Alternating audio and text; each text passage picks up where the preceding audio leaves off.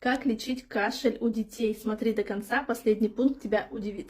Я независимый фармацевт Юлия Бухнер, рассказываю правду о лекарствах, подписывайся. Первое, что вы должны делать, это обязательно поить всем, что пьет ребенок. Пьет он соки, газировки, пожалуйста, пусть только пьет. Контролируйте влажность воздуха. У меня вот такой вот гигрометр.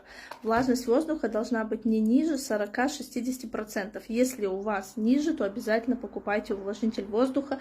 Делайте дыхательную гимнастику. Последний пункт. Не давайте детям муколитики. Это вот данные препараты. Дети еще не могут откашлять в полной мере ту мокроту, которая образуется из-за этих препаратов.